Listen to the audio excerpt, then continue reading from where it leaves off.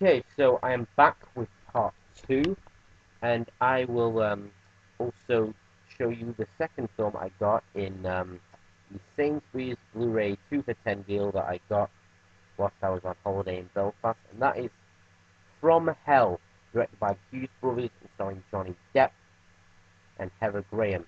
This is basically a fictionalized account of the Jack the Ripper killing, giving into the theories of who might have been Jack the Ripper and how he might have gotten away with his crimes, and also focuses on Johnny Depp's character's opium addiction.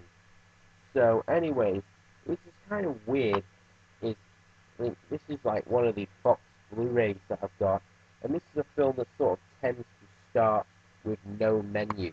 The menus are all like, pop-up menus if you click the button, and this sort of has this has commentaries by the Hughes brothers, Albert and Alan, screenwriter Raphael Iglesias, and basically deleted scenes and trivia tracks, and this is an okay film, and it does sort of teach about the Jack the Ripper killings, but this is sort of an okay film, although it does contain some strong bloody violence and some scenes of nudity, but you check it out. And also, here's another film my friend got for my mother, and that is The Bucket List. This is truly a heartwarming, depressing film about Jack Nicholson and Morgan Freeman playing two guys that are dying of cancer, and one of them is writing a bucket list of basically things to do before you die.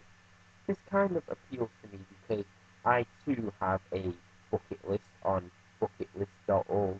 So this here is it is actually sort of a very sweet film. It's sort of, in a way, kind of a truly uplifting film that makes you sort of want to enjoy more out of life. This also has a trivia track and some featurettes about bucket lists. So anyways, do check this out, although it is sort of a tearjerker at times. And speaking of tearjerkers, this is another depressing, very good film, and that is the 20th anniversary edition of Schindler's List. This here is Steven Spielberg's masterpiece, basically telling the true story of Oscar Schindler, played by Liam Neeson, who has managed to save over 1,300 Jews from the Nazis by hiring them to work in his establishments and his factories, and basically how he strikes up a friendship with a Jewish accountant called Ishtak Stern, played by Ben Kingsley. And this film does look pretty good it does look pretty good in black and white, especially on Blu-ray. And this does have some pretty good features, especially one about some where Spielberg interviews many of the Holocaust survivors. So anyways, of the ultraviolet digital copy, including a book about the actual making of the film, and one of the USC Shoah Foundation, which goes into educating people about the Holocaust. Here's the Blu-ray disc and the bonus disc, so they're pretty good. This is truly a very depressing film. I even like sort of the shot of the little girl with the red, coat, and it's sort of it's one of those shots, I was sort of pretty depressed at many of these scenes, and it does move kind of slow, but it does have a pretty good ending that's sort of a bit of a tearjerker. And but do check this out. This is Spielberg's masterpiece, and I did recently watch the re-release of Jurassic Park in IMAX 3D, and that is a pretty good film. Might actually try and watch the others. So, anyways, the next film I have, it's not a film, more of a DVD, like a TV series, that's Come Fly With Me. This is a show that was really badly panned by critics, but I didn't really mind it. I thought it was a very good show, and sort of a mockumentary, one of those things like Airline and Luton Airport.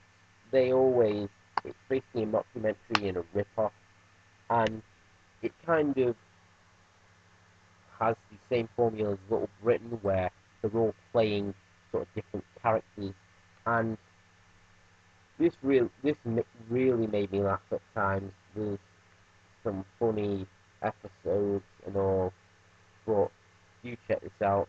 Pretty sad there's not going to be a second season to this, because I happen to enjoy it very much. So you check that out. And also, the next film I have actually a box set actually, and that is the Die Hard films. This is the Legacy collection, which I've had unboxed in another video, and it is well, I'm not going to actually bother going into it. You can actually see that on my channel. You actually see the unboxing on my channel, and the Die Hard films are films that I've really grown up on. You know, I basically watched all of them, and thought A Good Day to Die Hard was okay, although it was a little short. But John McClane is really, in my opinion, Bruce Willis kind of. They could have gotten anybody like Schwarzenegger or Van Damme, and they could have gotten like an action hero, but instead they made Bruce Willis. They put Bruce Willis in this because this was his first time being an action star. All right, he looks like a normal person, talks like a normal person. He is a normal person. And he's kind of the guy, like, he'd basically start legging it when the terrorists start shooting. But they've kind of made him more of a hero as the movies went on. And Alan Rickman does a really good job playing Hans Gruber in the first movie. This was his first role, and it also has an extra bonus disc called Decoding Die Hard. Yes, so has like many different. It has the trailers, and also has the thing with the Cleveland show where it's showing the spoof of the Cleveland show. Well, anyway, get this out if you're a huge fan of Die Hard.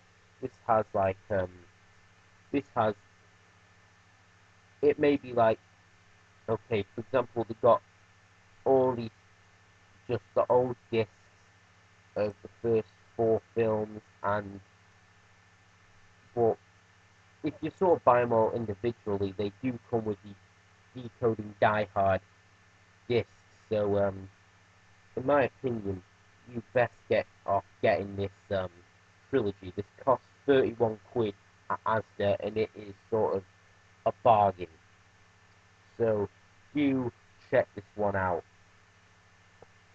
And the next film I have is a film that was sort of slightly panned by critics, that did bomb at the box office, but I happen to have liked it, and it is Cloud Atlas with Tom Hanks and Halle Berry.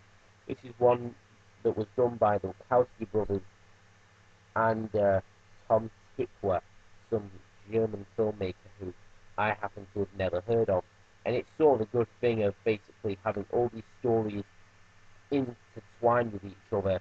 Like, basically, it's sort of about, like, past lives, and Tom Hanks and Halle Berry, Jim Sturgis, Jim Broadbent, everybody, how they're all playing different characters. But one thing I didn't really get is basically the scenes with Tom Hanks when he's in the when he's playing the tribesman, and he's in the tribe in the forest. There's some scenes where you can't really understand him at times. All right, he's just. If I were to watch this again, I'd watch this with subtitles. Also, this is one of the films where, when seeing it in the cinema, it was the first film I've seen in a long time where they actually had to have an intermission. It is almost 3 hours long, and yet this is actually a really good film. And anyways, I think this is, my opinion, it should have at least gotten something like a Golden Globe or something. So check that out. The next film I have is sort of a childhood classic. This isn't a kids movie or anything, but it's sort of one film that I did watch as a child, and it is Bowfinger, the Frank Oz movie with Steve Martin and Eddie Murphy, and it's basically about Steve Martin's character. This is what this movie he's written himself. It's basically he plays a character, a movie producer who's a small-time movie producer that's never really made a movie, and he sort of kept putting it off for some reason, and he finally sees one script written by his mate, and he thinks it's a masterpiece, and he basically goes to Robert Downey Jr. to try and get the script greenlit, and it's basically he's says, well, if you can get like Eddie Murphy's character plays like this big action star, if you can get him in it, then we'll make the film, and he basically goes to sort of offer him the role, and Eddie Murphy says no. So what Steve Martin does is basically he films the whole movie around Eddie Murphy. Basically, he doesn't even know he's in the film, and the actors just go up to him, say their lines, and this sort of regress. This is where Eddie Murphy regresses back into his the paranoia that he's had in the past. But this is a good film. This is sort of a satire of Hollywood and of Scientology. So do check this out. This is an absolute classic. And may I present to you, yesterday I got my 100th Blu-ray, and it is Piranha 3DD. Now, the thing I do sort of like this film. It is basically, it's a really short film, and credits actually take up 10 minutes with like outtakes and stuff. But the thing was, while the first movie actually took like a dramatic sort of route to this, it was all scary and stuff. This one goes for almost comedic. It goes down the almost comedic route, and basically there's like loads of nudity and stuff. It all takes place at a water park, and this one owner is a greedy person who just wants like, he's greedy and perverted. He's even opens up an adult water park where it's like, it's got like strippers being lifeguards and stuff. But anyways, this is sort of a good film. It's okay. The 3D in this is sort of good. There's some like good music choices, and David Hasselhoff even does a good like performance as himself. So do check this out. But if you're a fan of David Hasselhoff and the Piranha movies, but anyways, it's okay, but the first one was a bit better. And got a mess here. So oh wait, oh we're at the 14-minute point. So anyways, tune in to part